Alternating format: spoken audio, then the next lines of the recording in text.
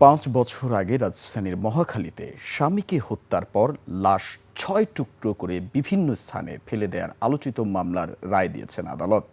এতে ফাতেমা বেগম শিল্পীকে মৃত্যুদণ্ড দেওয়া হয়েছে।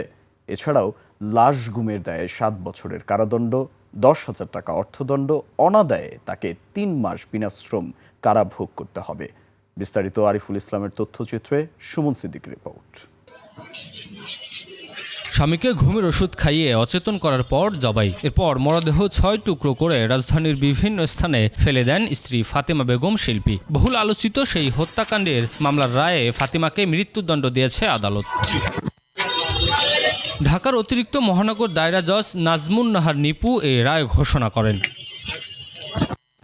বাদীপক্ষের আইনজীবী জানান, হত্যার দায়ে মৃত্যুদণ্ডের পাশাপাশি লাশ গুমের অপরাধে 7 বছরের কারাদণ্ড, 10,000 টাকা জরিমানা এবং অনাদায়ে আরও 3 মাসের বিনাশ্রম কারাদণ্ড দেওয়া হয়েছে।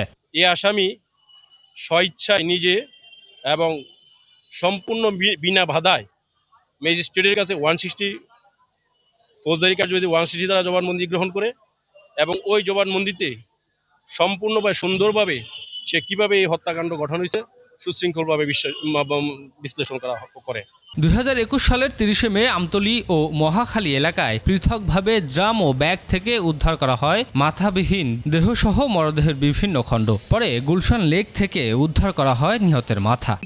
দিতে হয় বিজ্ঞ আদালতে, সেটাও তার পক্ষে আইনজীবী দেয় নাই যে সে যে নির্দোষ বা এই হত্যাকাণ্ডে জড়িত না, এটা 160 দ্বারা জবানবন্দি সে স্বীকার করে না, এই মর্মে কোনো দরখাস্ত বিজ্ঞ আদালতে ইতিপূর্বে আসামি পক্ষে দেওয়া হয় নাই। মামলার মাত্র 12 ঘন্টার মধ্যেই ফাতেমাকে গ্রেপ্তার করেন পুলিশ। জিজ্ঞাসাবাদে তিনি জানান, পারিবারিক কলহ, অর্থ নিয়ে বিরোধ এবং স্বামীর দ্বিতীয় বিয়েকে কেন্দ্র করে ক্ষোভ থেকে পরিকল্পিতভাবে হত্যাকাণ্ড ঘটান।